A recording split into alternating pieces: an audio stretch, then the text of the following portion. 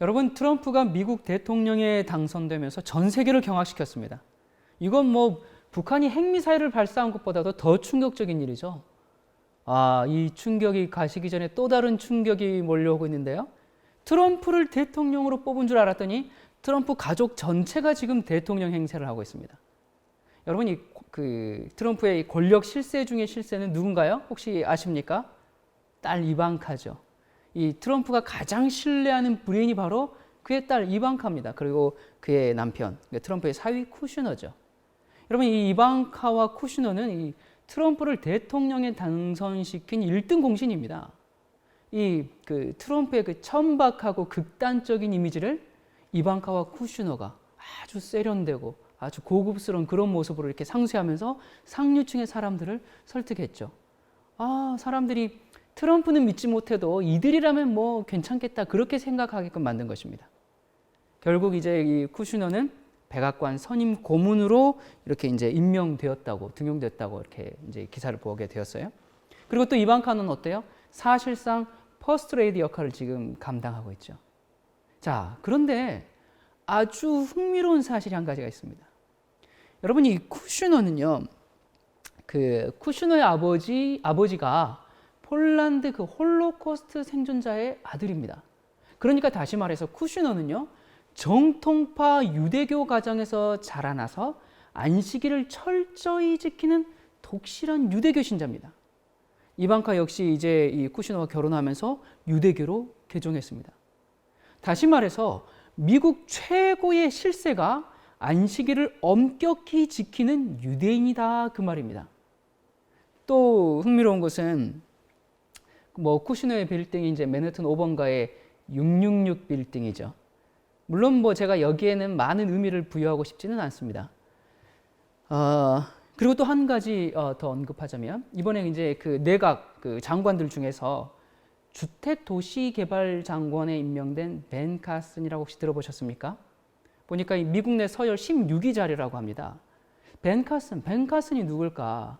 이 한국인들에게는 좀 생소하겠지만 저는 벤 카슨의 책을 2권을 읽어본 적이 있습니다. 이 벤 카슨은 존스 홉킨스 병원 거기에 신경외과 의사입니다. 그런데 단순히 신경외과 의사 정도가 아니라 신의 손이라는 별명을 가지고 있는 정말 이 신경외과학의 선구자와 같은 그런 사람이에요. 왜 그런가? 세계 최초로 머리가 붙은 샴 쌍둥이를 분리해낸 그 의사입니다. 여러분, 지금이야 이제 그런 일들이 이렇게 이제 종종 있지만 여러분, 세계 최초로 샴 쌍둥이를 분리해냈다는 건 정말 대단한 일이죠. 그래서 이제 그의 얘기가 이 영화와 드라마로 제작되어서 미국에서 이 벤 카슨은 대중적인 인기를 얻고 있는 그런 사람이에요. 자, 근데 왜 제가 지금 이 벤 카슨에 대해서 자세하게 얘기하는가? 이 벤 카슨 역시 유대교는 아니지만 철저한 안식일 준수 교인입니다. 자, 여러분, 역대 대통령 가운데서 이렇게 최측근에 있는 사람들 중에서 이렇게 철저한 안식일 준수자들이 언제 있었나 모르겠습니다. 과연 트럼프의 임기 동안 짐승의 폐회 환란이 있을 것인가?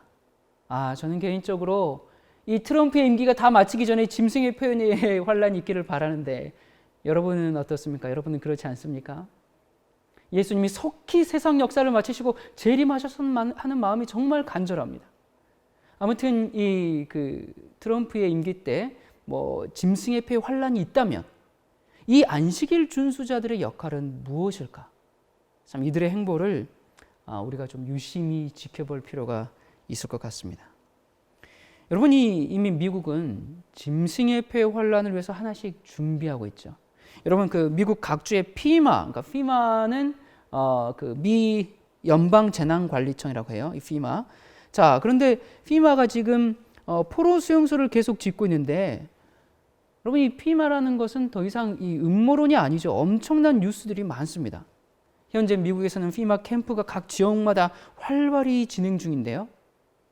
아주 희한하게도 그 캠프라는 곳의 그 모양의 이제 철조망이 전부 안쪽으로 이렇게 되어 있다는 거예요. 밖으로 뻗쳐 있는 것이 아니라 안쪽으로. 그러니까 안에 있는 사람들이 탈출하지 못하도록 그렇게 만들어 놓은 것입니다. 그리고 플라스틱 관들을 찍어내고 있죠. 마치 유태인 대학살을 연상시키듯이 그러한 수용소들을 지금 짓고 있어요. 그리고 이 피마 캠프 안에서 단두대까지 발견되었다고 하는데 도대체 왜 캠프 안에 단두대가 있을까요? 그리고 또 이 피마에서는 사람들을 목매달아서 죽이는 연습까지 하고 있다는데 도대체 왜 그런 훈련을 하고 있을까요? 여러분, 이 성경에는 마지막 시대에 대한 예언이 있습니다. 계시록 13장 15절에 보면 저가 권세를 받아 그 짐승의 우상에게 생기를 주어 그 짐승의 우상으로 말하게 하고 또 짐승의 우상에게 경배하지 아니하는 자는 몇이든지 다 죽이게 하더라. 짐승의 표를 거부하는 자는 666을 받지 않는 자들은 다 죽인다고 했습니다. 여러분, 많은 교회들이 염려 마십시오. 우리들은 짐승의 표가 오기 전에 다 들림받을 것이니까 상관이 없습니다. 환난 전에 휴거될 것이기 때문에 순교는 우리 얘기가 아니죠. 우리가 아직 들림받지 않았기 때문에 지금은 환난의 시기가 아닙니다. 이렇게들 이야기합니다. 여러분, 이 많은 사람들이 이런 가르침에 기만당했기 때문에 저기 지금 이스라엘 국가의 그 회복만을 계속 바라보고 있는 겁니다. 여러분, 9.11 이후에 제정된 애국법은 영장 없이 체포하고 재판 없이 감금할 수 있다는 그런 법입니다. 그리고 이 법은 미국에서뿐만 아니라 세계 정부에 반대하는 사람들도 포괄하는 사실상 전 세계적인 계엄령을 준비하는 그런 법입니다. 종교의 자유를 주장하고 단일 종교에 반대하는 그런 종교인들을 잠재적인 테러분자, 테러리스트로 누명을 씌워서 처단할 수 있는 길을 이미 열어놓은 무서운 법인 것입니다. 경제가 붕괴되거나 사회적 혼란이 일어나면 모든 언론과 자유가 박탈된 그런 통제 국가로 바뀌게 되는 겁니다. 빅브라더의 시대가 오는 거예요. 여러분, 사실 지금은 이미 빅브라더의 시대입니다. 어떤 단일 세력이 이미 세계를 통제하고 있죠. 자, 여러분, 최근에 나사의 직원이었던 굳이 에드워드 스노든 아마 잘 알 것입니다. 한동안 세계가 떠들썩거렸죠. 그 스노든 이야기를 자세히 하지 않을지라도 이 미 국가안보부가 야후 계정을 가진 그 이메일을 가진 5억 명의 그 이메일을 감시한 사실이 밝혀져서 사회적으로 굉장히 이슈가 되었던 것을 여러분 기억하실 겁니다. 야후뿐만이 아니라 구글의 지메일도 마찬가지로 그렇게 했었죠. 여러분, 이 영국의 이 조지 오웰이라는 소설가가 있는데 그의 소설 1984년, 거기서 비롯된 용어가 바로 빅브라더입니다. 자, 그런데 백과사전에서조차 이 빅브라더에 대해서 이렇게 설명합니다. 과거 빅브라더의 실체는 매우 비현실적으로 보였지만 소설 속의 그것과 흡사한 감시체제가 현대에 이르러 실제 사회에서도 실현되기 시작하였다. 미국의 경우 국방부의 규모와 맞먹는 국토안보부가 설치되고 이들의 감시 행동을 법적으로 보호해줄 애국법이 통과된 상태이다. 여러분, 이 사전에서조차 이 빅브라더에서 이렇게 지금 정의를 내리고 있어요. 여러분, 우리의 마지막이 심히 가깝습니다. 여러분, 우리가 사는 시대는 정말 마지막 시대입니다. 말세다, 그 말입니다.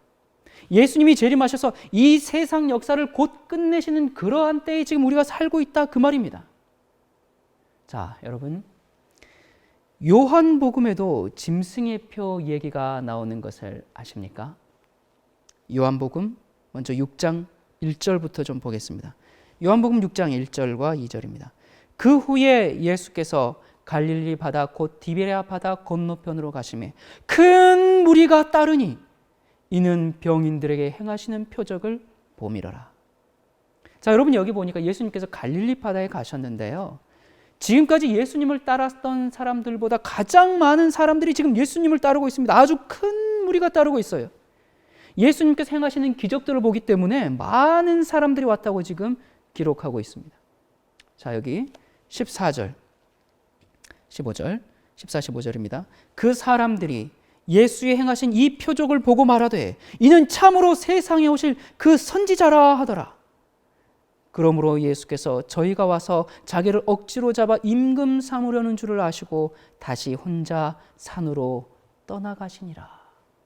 자, 여러분 여기 보면 예수님의 공생애 가운데서 가장 많은 사람들이 따르고 있는 장면입니다. 여러분, 예수님께서 가장 성공적으로 일하시는 것 같은 그런 장면이에요. 가장 많은 사람이 예수님의 진리를 이해하는 것 같은 그런 장면입니다. 지지율 90%, 민심이 전부 예수님께 와 있어요. 배고픈 군중을 먹이셨죠. 먹고 살게 해줬습니다. 경제 성장을 일으켰어요. 기적을 베풀고 백성들의 필요를 다 채워주고 이제 출사표만 던지면 되는 그런 순간이에요. 아마 이 역대 선거에서 가장 압도적인 표심으로 승리할 수 있는 그런 순간입니다. 이제 청와대까지 고속도로가 쫙 뚫렸어요. 자, 그런데 사람들이 예수님을 왕을 삼으려고 하니까 그것을 아시고 그들을 떠나서 산으로 가버리셨습니다. 여러분, 오히려 이 예수님께서 이 상황을 너무나 슬퍼하시면서 그들을 떠나버리셨습니다. 왕은 준비가 됐는데 백성이 준비가 안 된 겁니다. 여러분, 지금 드리는 말씀이 무슨 뜻인지 이해하시겠습니까? 예수님께서 만드시려는 그런 나라와 그 백성들이 만들고자 하는 나라가 달라요. 왕은 준비됐는데 백성이 준비되지 못했습니다. 은혜의 왕국은 준비됐는데 그 속에 있는 백성이 준비되지 못했습니다. 이 백성이 아는 것 같지만 전부 다 자기 기만 속에 다 빠져 있었습니다. 여러분, 오늘날 기독교회는 고대 이스라엘 백성의 역사를 지금 되풀이하고 있고 되풀이하게 될 것입니다. 무슨 역사를 되풀이하는가? 열심히 회당 다니고 열심히 율법을 준수하면서 살았는데 그들이 어떻게 했습니까? 예수님을 십자가에 못 박았습니다. 그런데 그 일을 오늘날 교회가 다시 한다고요? 여러분, 여기에 있는 사람들은 메시아를 기다리는 사람이었습니까? 안 기다리는 사람들이었습니까? 정말 메시아를 기다리는 사람들이었습니다. 얼마나 정말 간절하게 몹시 기다렸으면 어떤 사람이 좀 나타나가지고 좀 특이한 일을 하면 아, 당신이 메시아입니까? 당신이 메시아입니까? 그렇게 물었어요. 침례 요한이 왔을 때 또 그 침례 요한에게 당신이 메시아입니까? 그걸 알기 위해서 얼마나 따라다니면서 얼마나 추궁했습니까? 이 사람들은요, 정말로 메시아를 온 몸과 마음을 다해서 기다리는 그런 백성들이었어요. 그러나 그들은 기만당한 사람들입니다. 진리를 아는 것 같은데 진리를 모르는 것입니다. 교회는 다니는데 예수님을 모르는 것입니다. 구경하는 군중들처럼 큰 무리가 되어서 따르고 있는 것뿐이에요. 기적이 나타나니까 재미있고 떡도 먹여주니까 배불러서 동네 서커스 구경하듯이 그렇게 지금 따라다니고 있는 겁니다. 여러분, 오늘날 교회가 얼마나 재밌습니까? 클럽에 안 가도 드럼과 현란한 조명에 맞춰서 춤추고 박수치고 목이 터져라 노래하고 각종 문화생활, 사회생활 교회 안에서 다 할 수 있습니다. 연예인도 부르고 가수도 불러서 교회에서 잔치를 합니다. 그래서 예수님께서 그들에게 하늘 왕국의 진리를 아무리 가르쳐줘도 그들이 눈을 뜨지를 못한 것입니다. 그래서 그들이 예수님을 임금 삼으려고 할 때 예수님께서 전혀 기뻐하시지 않는 장면을 우리가 여기서 지금 보게 되는 것입니다. 다시 말해서 하나님의 은혜의 왕국의 성격을 전혀 모르는 사람들이 지금 그 왕국을 세우려고 달려들고 있는 것입니다. 자, 6장 60절부터 읽습니다. 제자 중 여럿이 듣고 말하되 이 말씀은 어렵도다. 누가 들을 수 있느냐 한데. 여러분, 지금 제자들은 아주 기분이 좋지 않아요. 와, 드디어 우리가 장관 되는구나. 아, 총리는 누가 될까? 베드로? 야고보?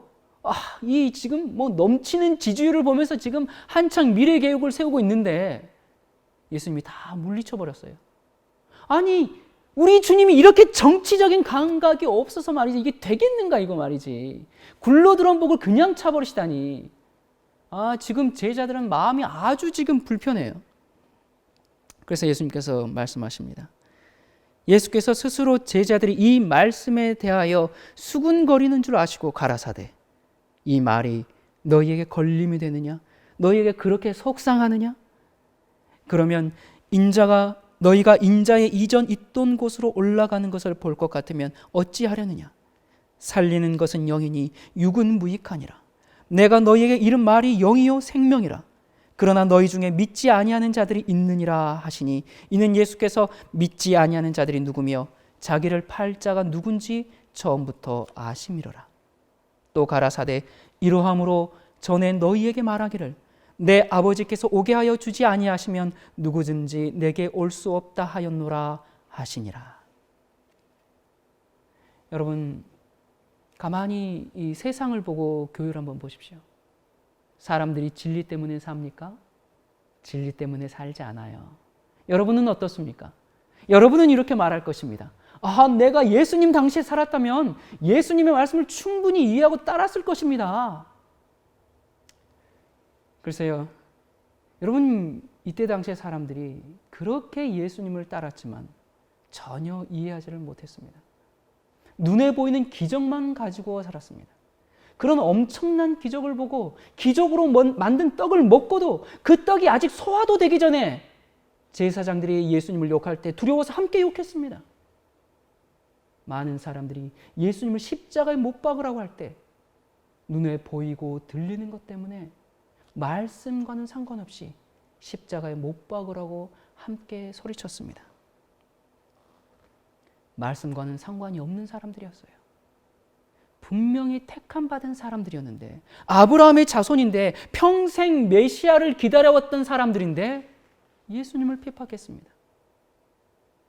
여러분, 유대인들이 예수님을 핍박한 것처럼 앞으로 많은 기독교인들이 진리를 믿고 있다고 생각하는 교인들이, 신자들이 앞으로 성령을 핍박할 것입니다. 성령의 역사를 거절할 것입니다. 왜요?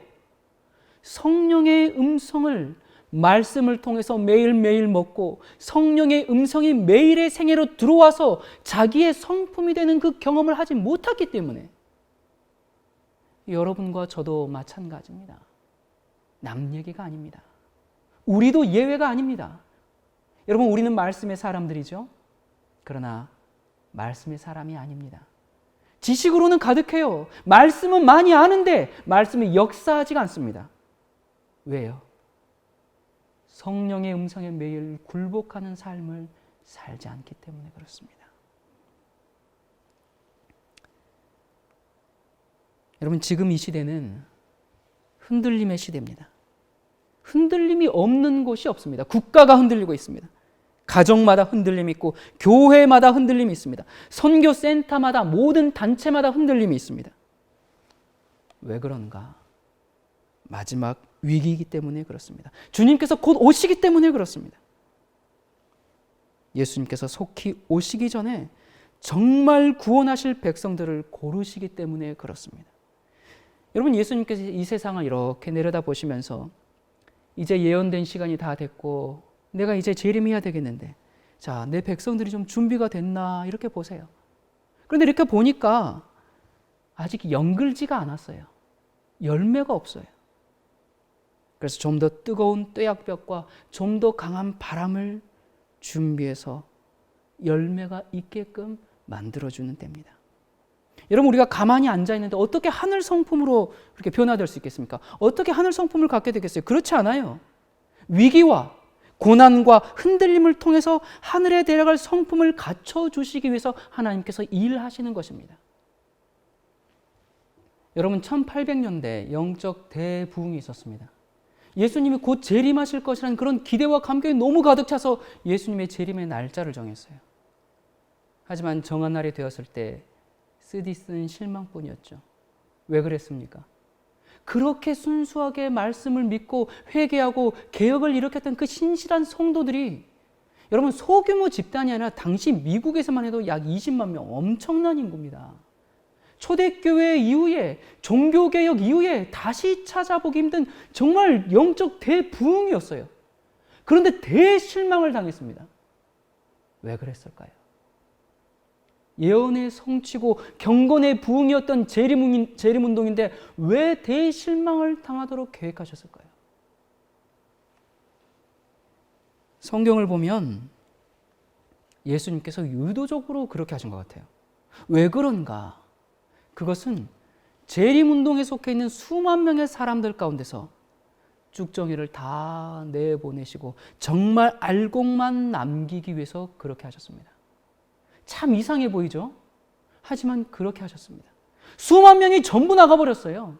아니, 좀 대형 교회 만들어서 좀 더 조직적으로 선교하고 교세도 좀 넓히고 하면 참 좋을 텐데 그렇게 하지 않으셨습니다. 여러분, 하나님께서 그런 일을 초대교회 때 하셨고요. 종교개혁 당시에 하셨고 1800년대 재림운동 때 하셨습니다. 그렇다면 지금 주님께서 또 하실 수 있습니까?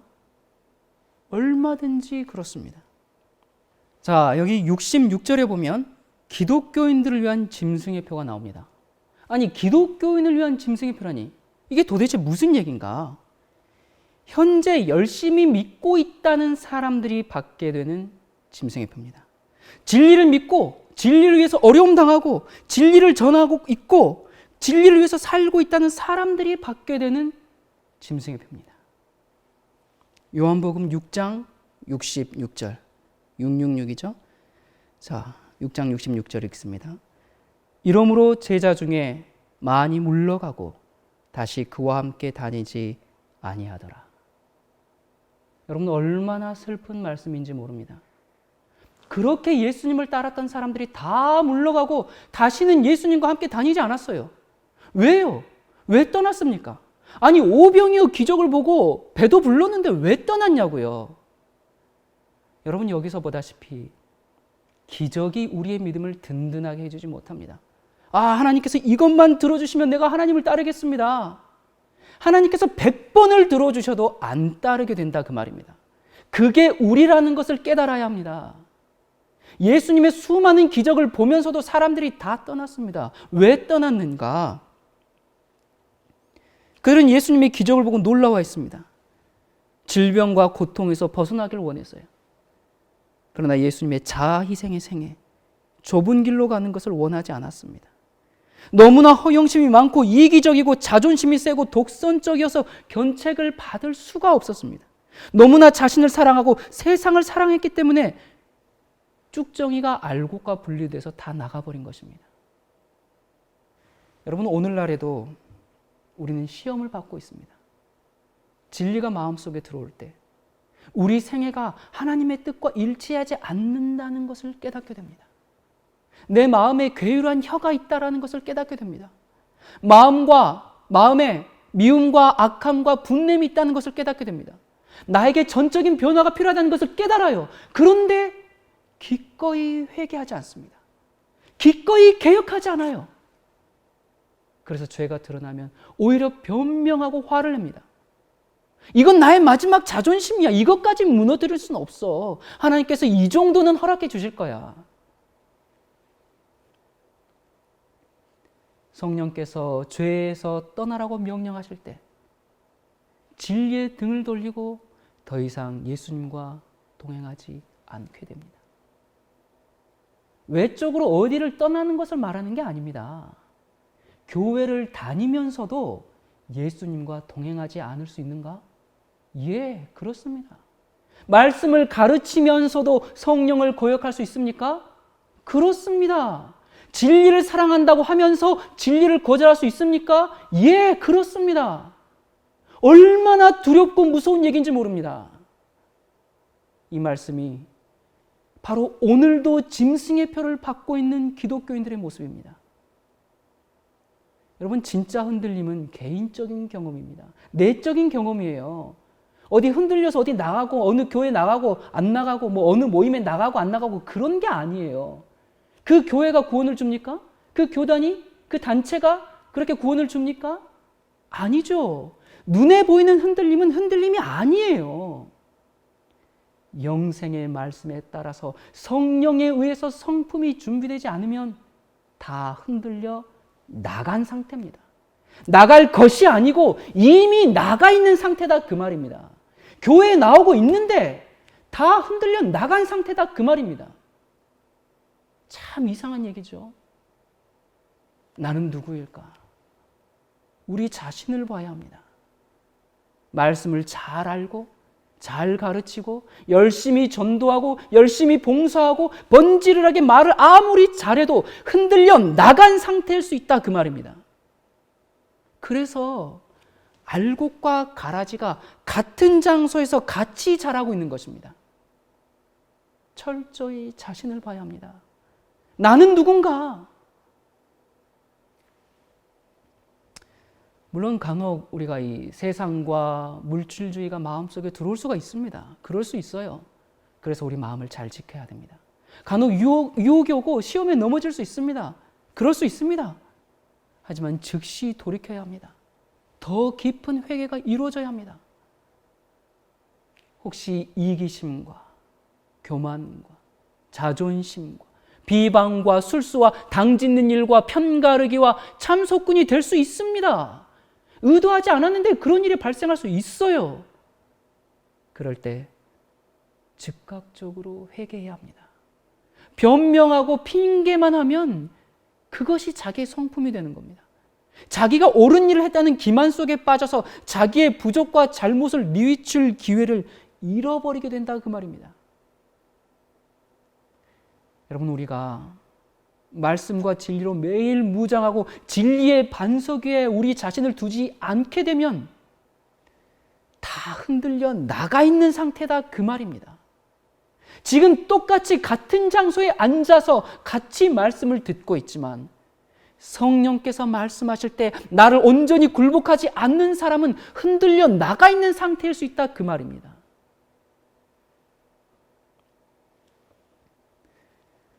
사람들이 예수님의 진리를 알아보지 못하고 다 떠나버렸어요. 예수님이 마음이 참 슬프셔서 제자들에게 너희도 가르느냐 하는 말씀이 67절에 나옵니다. 그때 베드로가 뭐라고 말합니까? 67절, 68절. 예수께서 12 제자에게 이르시되 너희도 가려느냐? 시몬 베드로가 대답하여 주여 영생의 말씀이 계심에 우리가 뉘게로 가오리이까. 여러분이 어느 교단, 어느 교파에 속해 있든지, 한국에 있든지 미국에 있든지 저기 알라스카에 있든지 아프리카에 있든지 SSTV 생애의 빛에 속해 있든지 장로교에 속해 있든지 영생의 말씀이신 예수 그리스도를 매일 먹고 마시는 경험을 개인적으로 하지 않는 사람은, 주님의 음성대로 순종하면서 한 발 한 발 걷지 않는 사람은 이미 진리이신 예수님으로부터 다 흔들려 나간 상태다, 그 말입니다. 열심히 믿은 것이 다 소용이 없습니다. 영생의 말씀이신 예수 그리스도 앞에 얼마나 자주 무릎을 꿇는가? 그 말씀을 먹고 그 말씀으로 사는 경험을 얼마나 하고 있는가? 지식이 아니고 그 말씀이 자기의 성품이 되어야 합니다.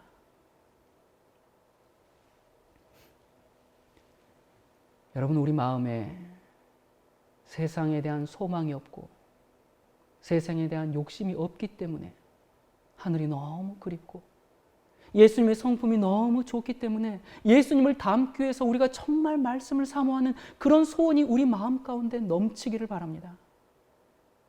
그런 곳에 어떻게 다툼과 분열과 미움이 있을 수 있겠습니까?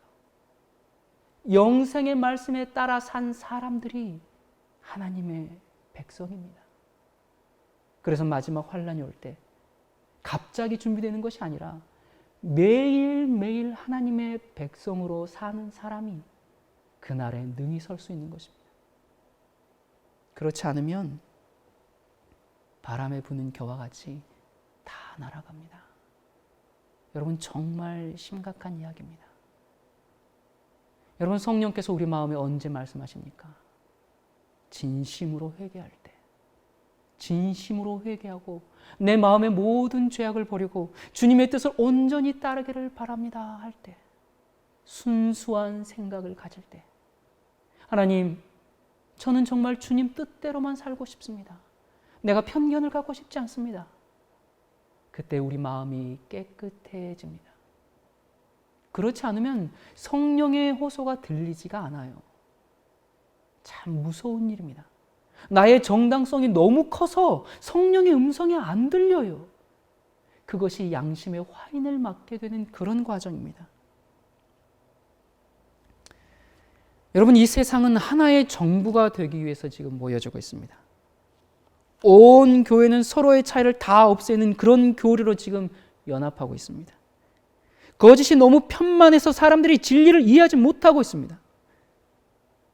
그런데 혹 우리도 깨어 있는데 잠들어 있지는 않은가?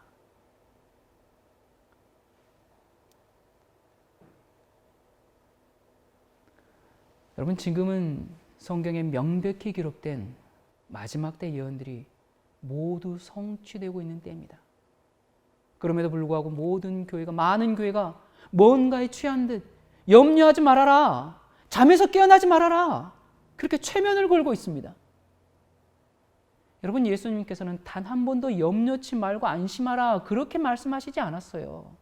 환난이 올 것이다, 속지 말고 주의하라, 이겨라, 견디어라, 끝까지 인내해라, 그렇게 말씀하셨습니다. 적그리스도가 나타난 후에 예수님께서 오십니다. 비밀 휴거가 있고 나중에 공중 재림하고 그런 거 없습니다.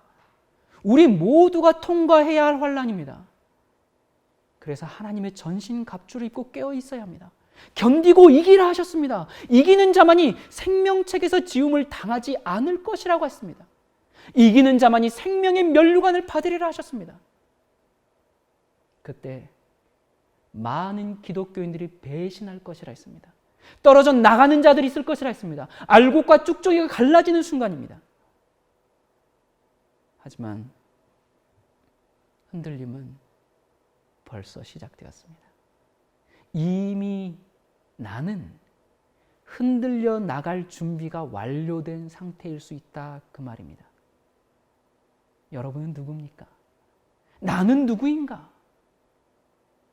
여러분, 그러나 염려하지 말 것은 하나님은 창조의 능력을 가지신 분이기 때문에 비록 어제 내가 쭉정이었다 할지라도 오늘 알곡으로 만드실 수 있는 분임을 인해서 하나님께 찬양을 드리도록 하십시다. 그런데 우리가 가만히 앉아있는데 알곡이 됩니까? 아니에요.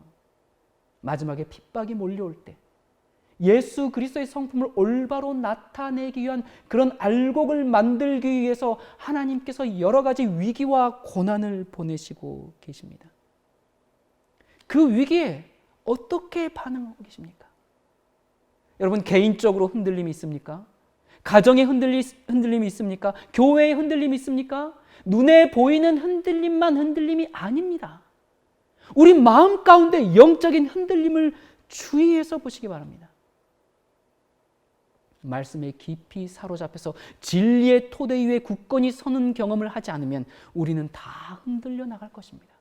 진리를 알고 기뻐하다가 흔들려 나갈 것입니다. 그 진리가 내 속에서 역사하는 그 개인적인 경험을 하지 못했기 때문에. 여러분, 많은 사람들이 자기에 대해서 죽는 것이 무엇인지 알지 못합니다. 자아를 부인하고 죽는다는 것이 뭔지 알지 못해요. 여러분이시여, 지금 죽어가고 계십니까? 그냥 죽으면 안식이 있고 자유가 있는데 죽어가면 고통스럽기만 합니다. 내가 죽어야지, 내가 죽어야지. 여러분, 그건 안 되는 겁니다. 주여, 이 일에 대하여 죽여주십시오, 저 일에 대하여 죽여주십시오. 그게 아닙니다. 여러분, 어떻게 해야 되는가? 주님께 부르짖으세요. 주여, 저는 죄인입니다. 주여, 저는 너무나 악한 죄인입니다.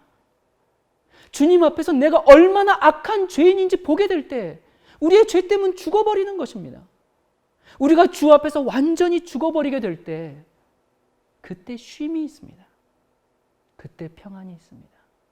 그때 안식이 있습니다. 주님, 저는 죄인입니다. 이 절절한 고백이 내 영혼에서 터져 나올 때 그게 죽는 겁니다. 내가 죄인인데 남들이 내게 잘못한 것 때문에 화가 나지가 않아요. 시시비비를 따지고 싶은 마음이 없어져 버려요. 내가 죄인인데 모든 사람들이 다 나보다 낫게 보이는 거예요. 내가 주님 앞에서 너무나 악한 죄인이기 때문에. 여러분, 혹시 지금 어떤 문제들 때문에 마음에 고통이 있으십니까? 생각만 해도 잠이 안 오고 억울하고 분하고 괘씸하고 또 어떤 의로운 분노에 사로잡혀 있습니까? 여러분, 죽는다는 게 뭡니까? 우리의 의지로 죽어봐야 금방 살아납니다. 하지만 주님 앞에 나갑시다. 거기서 죽도록 합시다. 주여, 저는 죄인입니다. 그게 죽는 겁니다. 아, 나는 죄인입니다. 나는 죄인입니다. 그냥 그 입버릇처럼 뭐 말하는 게 아니라 우리가 늘상 그런 말을 했기 때문에 실감이 안 날 수가 있습니다. 그런데 그런 거 말고 정말로 내가 예수님을 십자가에 못 박은 그 죄인이라는 이 가슴 절절한 고백과 탄식이 있어야 됩니다. 그게 정말 내 인식 속에서 살아 요동쳐야 합니다. 그 일을 위해서 하나님께서 우리의 삶에 위기를 보내실 수 있습니다. 그리스도를 더 깊이 보라고 고난을 보내실 것입니다. 그때 비난과 원망을 남들에게서 찾지 말고 그때 내가 얼마나 죄인인지 보는 사람에게 하나님이 주는 안식이 있습니다. 여러분, 최근 중국에서 기독교를 핍박하는 일에 박차를 가하고 있습니다. 중국에는 이 중국 공산당이 인정하는 삼자교회가 있고 정부의 보호를 받지 못하고 이제 비난과 핍박을 받는 지하교회가 있죠. 여러분, 이 삼자라는 말은 이 세 가지를 스스로 한다는 뜻인데요. 자치, 자양, 자전. 그러니까 자치는 외국 선교사를 받지 않는다. 자양은 스스로의 힘으로 교회를 운영하고 자전은 자민족의 힘으로 전도한다고 해서 삼자교회입니다. 이 삼자교회는 정부의 입장과 노선을 옹호하고 정부의 관리 통제를 따라야 하기 때문에 그들의 신학이 정치적인 신학일 수밖에 없고 어느 정도 타협적일 수밖에 없어요. 그런데 여러분, 이 최근에 중국 정부가 이 삼자교회에 대해서도 핍박을 가하기 시작했습니다. 이유가 이 공산당 인구보다 기독교인 인구가 더 많아지다 보니까 이 체제가 전복될 수 있구나 그런 위기의식이 확산됐어요. 그래서 이제 삼자교를 핍박하기 시작하는데 먼저는 이 삼자교인의 십자가들을 다 철거하게 했고요. 그리고 또 각 도시에 있는 교회들을 무단 교회 자체를 철거하고 있습니다. 그래서 이 교회에서 이제 이 목사들이나 또 교회 관계자들이 아니 우리는 허가받은 삼자교회다. 근데 왜 그러느냐 그렇게 항의하면 이 도시에 허락된 교회 수를 넘었기 때문에 철거한다. 그러면서 교회들을 철거하고 있어요. 한 번은 불도저가 이제 이 교회를 철거하기 위해서 밀어버리겠어 딱 왔는데 이제 그 교회 이 목사님과 사모님이 이제 문 앞에서 버티고 있으니까 옆에 구덩이를 파고 그 사람들을 거기다 밀어 넣어버렸어요. 그래서 목사님은 간신히 살아나오기도 했는데 사모님은 거기서 죽게 되었습니다. 이건 뉴스로 확인할 수 있는 지금 벌어지고 있는 일입니다. 여러분, 1950년대에 삼자교회가 세워졌어요. 그리고 지금까지 이 지하교회에 대한 핍박은 있었어도 삼자교회에 대한 이런 핍박은 없었습니다. 자, 그러면 삼자교회가 이 정도면 지하교회 핍박에 대해서는 뭐 더 말할 필요가 없겠죠. 지금 저희 중국지부도 예외가 아닙니다. 물론 끊임없이 지하교회다 보니까 박해가 있어 왔어요. 전도자들이 계속 감옥에 가기도 했고 그런데 그런 형편 가운데서도 복음을 전하는데 큰 장애는 없었습니다.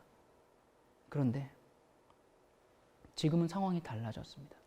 2명 이상 모여서 예배를 드릴 수가 없다고 합니다. 옆집에서 그 사실을 알고 신고하지 않으면 옆집까지 피해를 보기 때문에 모일 수가 없어요. 지금 이 중국 기독교 정책에 관한 뉴스와 여러 자료들을 살펴보면 이런 핍박은 앞으로 더 강해질 것이라고 그렇게 전망하고 있습니다. 예수님의 이름을 위해서 고난당하는 형제자매 여러분, 아니 여러분은 예수님의 이름을 위해서 고난당하고 계십니까? 아니 나는 예수님의 이름을 위해서 고난을 당하고 있는가? 사도시대 초대교회 오순절을 통해서 처음 교회가 태어난 그때부터 주님의 제자들은 복음을, 이 생명의 복음을 전하기 위해서 자신들의 죽음을 내놓았습니다. 스데반은 성난 군중에서 돌에 맞아 죽었고 마태는 페르시아에서 순교했고 누가도 잔혹하게 목매달렸고 베드로, 빌립, 시몬은 십자가에 못 박혔고 바돌로메는 산채로 껍질이 벗겨졌고 인도에 간 도마는 말 5이 몸을 찢었고 요한의 형제 야고보는 헤롯의 칼에 죽었고 알페오의 아들 야고보는 날카로운 톱에 동강이 났고 주의 형제 야고보는 돌에 맞아 잠들었고 유다는 기둥에 묶여 화살을 맞았고 요한은 밤모섬으로 외로이 유배 가서 중노동을 했고 마띠아는 예루살렘에서 목이 잘렸고 바울은 네로 앞에서 순교의 길을 걸었습니다. 여러분, 이게 기독교입니다. 누구 하나 평탄한 길을 간 사람이 없어요. 그런데 우리는 너무 편하게 믿고 살려고 하는 것 같습니다. 우리가 정말 기꺼이 십자가를 지고 나아가길 원하는가?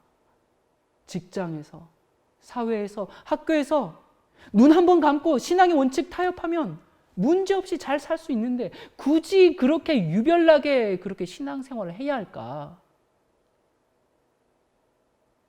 여러분, 신앙은 취미로 하는 것이 아닙니다. 사회생활이 아닙니다. 목숨을 내놓고 하는 것이 신앙입니다. 예수님은 홀로 고난을 당하셨습니다.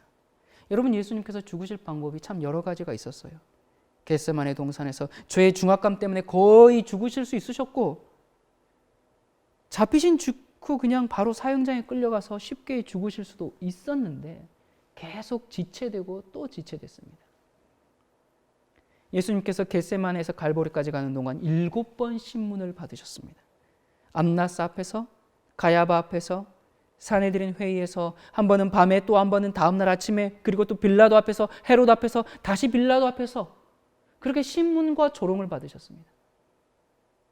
그때마다 무리들에게서 모욕과 질시를 받으셨습니다. 고문과 고난과 시련을 겪으셔야만 했습니다. 여러분, 상처난 곳에 또 상처가 나는 것이 얼마나 큰 아픔인지 아시잖아요.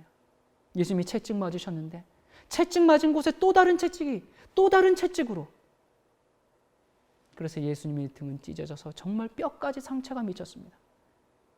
로마 군병이 가시관을 만들어서 왕관 대신 씌우고 조롱했습니다.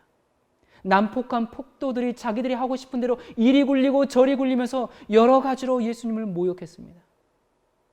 왜 예수님이 이런 취급을 받으셔야 했을까? 여러분, 누가 우리에 대해서, 나에 대해서 어떤 거짓 소문을 퍼뜨리고 각종 오해와 비난의 말을 듣는 것보다 차라리 면전에서 한 대 얻어맞는 것이 훨씬 더 나을 것입니다. 예수님은 갖가지 경험을 다 하셨습니다. 성난 폭도들의 난동보다 견디기 힘든 거짓 증언하는 것들을 들으셨습니다.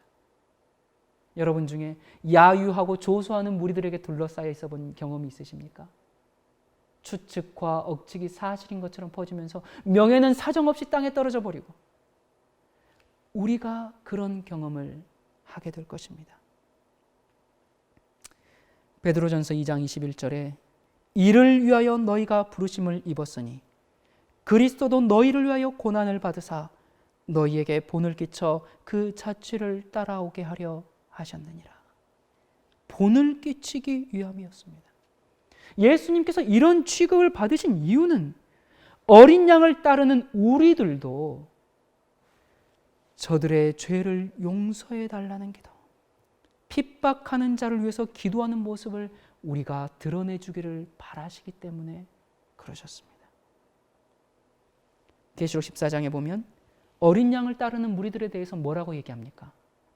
성도들의 인내가 여기 있나니. 다른 번역에는 여기에 하나님의 백성들이 견딜 수 있는 기회가 있나니. 여러분, 우리가 예수님처럼 준비가 되었다면 우리도 예수님처럼 견딜 수 있을 것입니다. 여러분은 준비되셨습니까? 만약 준비되지 못했다면 우리가 똑같은 정신으로 싸우게 될 겁니다. 여러분, 한번 생각해 보세요. 예수님이 나 억울해, 나 억울해, 이건 거짓 고소야, 그렇게 변명하는 모습이 상상이 되세요? 여러분, 예수님께서 그렇게 당하셨던 것처럼 우리도 공회와 재판정에 불려가게 될 것입니다.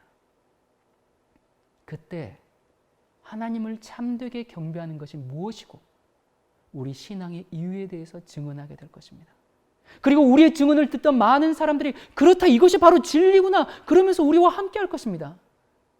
그런데 여러분, 이 일이 일어나는 것은 심지어 원수라도 사랑하는 주님의 모본을 실증할 때 이런 일이 일어나게 되는 것입니다. 그런데 그런 성품이 갑자기 만들어지지가 않아요. 우리가 처음부터 그런 성품을 가지고 있다면 얼마나 좋을까요? 많은 실수도 하지 않고 많은 실패도 하지 않고 처음부터 정말 그리스도와 같은 온유와 겸손함으로 참 그렇다면 좋을 텐데 우리의 매일의 생활에서 작은 고난들을 통해서 우리가 인내하는 것을 배워야 합니다. 하나님께 의존하는 것을 배워야 합니다. 예레미야 이런 말씀이 있죠. 내가 보행자와 함께 달려도 피곤하면 어찌 능히 말과 경주하겠느냐.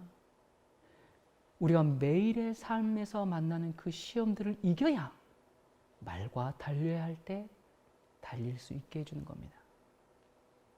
여러분은 지금 어떤 어려움 가운데 있으십니까? 그것 때문에 힘드십니까? 여러분 하나님을 찬송하도록 합시다.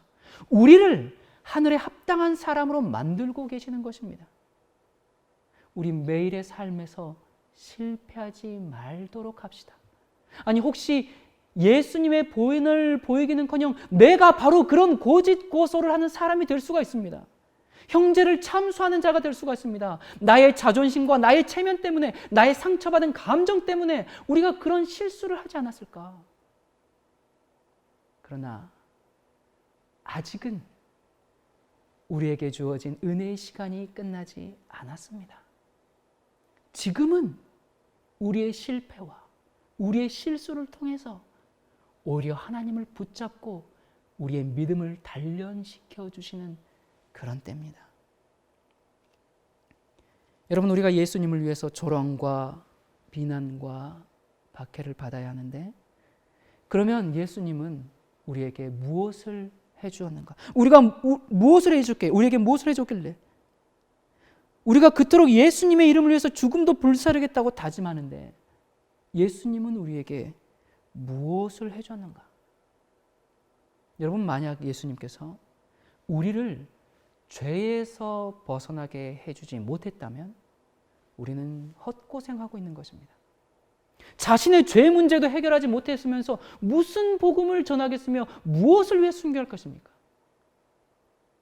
저도 남에게 전파한 후에 도리어 제가 버림이 될 그런 처지에 있던 사람입니다. 그러나 하나님께서 저를 불쌍히 여기셔서 제가 어떤 죄인인지 깨닫게 해주셨습니다. 여러분의 양심을 잠재우지 말고 주님께 기도하십시오. 어떤 경우는 그 죄에 너무 익숙해 있어서 죄인지도 모르고 짓는 죄가 있을 수가 있습니다. 주님께 기도하십시오.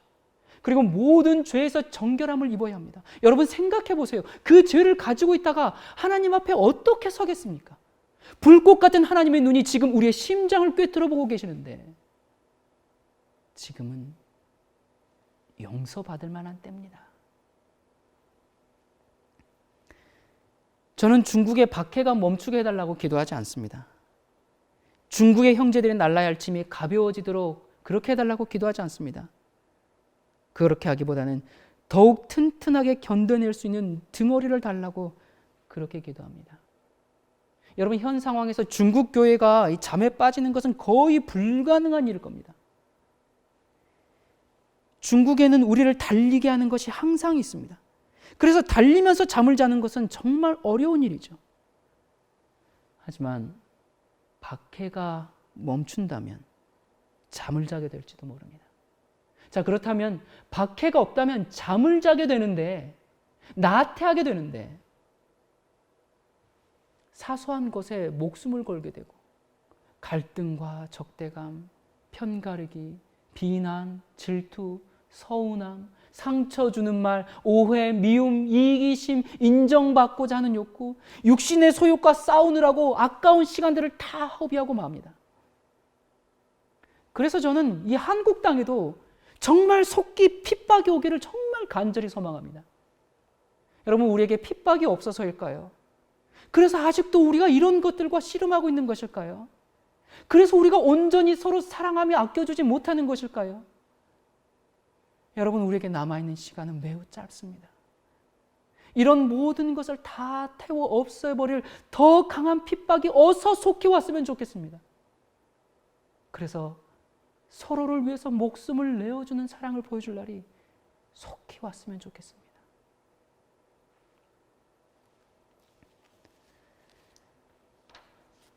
요한복음 6장 66절. 이러므로 제자 중에 많이 물러가고 다시 그와 함께 다니지 아니하더라. 누가 물러갔습니까? 제자 중에 많이 물러갔습니다. 예수님을 따랐고 제자라 불렸던 사람들, 교회를 열심히 다니고 하나님의 일을 열심히 했던 사람들이 다시는 예수님과 함께 다니지 않았습니다. 하나님의 일을 하려고 열심을 내다가 하나님을 놓쳐버리는 경우가 얼마나 많습니까? 우리는 하나님의 일보다 하나님의 사람이 먼저 되어야 합니다. 여러분, 우리가 물러가는 제자가 되지 않도록 지금 준비되도록 합시다. 지금 나의 모든 죄들로부터 정결케 해주시기를 간절히 기도하도록 하십시다. 기도하겠습니다. 하나님 아버지, 온 세상이 짐승의 폐의 환난을 위해서 준비되고 있습니다. 악한 자들의 계획이 하나씩 실현되고 있습니다. 사람들은 새로운 질서를 마음에 받아들일 준비가 되어가고 있습니다. 그런데 우리는 준비되었습니까? 하나님의 백성으로서, 하나님의 증인으로서, 하나님의 선하고 온전하신 성품을 통해서 온 세상을 환하게 만드는 자들이 되도록 준비되고 있습니까? 주님, 우리는 요한복음에서 예수님을 따랐던 수많은 제자들이 다시는 예수님과 함께 다니지 않게 되는 슬픈 장면을 살펴보았습니다. 주여, 이들 가운데 혹시 내가 들어있지는 않습니까? 겉으로는 예수님을 따른다고 하며 열심히 사는 것 같은데 이미 마음에는 성령의 감화가 없이 차가운 이데올로기에 점령당해 있지는 않습니까? 주여, 이 은혜의 시간에 우리를 모든 죄에서 정결케 하여 주시옵소서. 그리스도의 따뜻한 사랑과 성령의 뜨거운 열기가 바로처럼 강팍해진 우리의 마음을 녹여주시기를 간절히 구합니다. 주님이 곧 다시 오실 것을 믿습니다. 그날에 능히 설 자들로 준비시켜 주시옵소서. 다시 오심을 약속하신 예수 그리스도의 이름으로 간절히 기도드립니다. 아멘.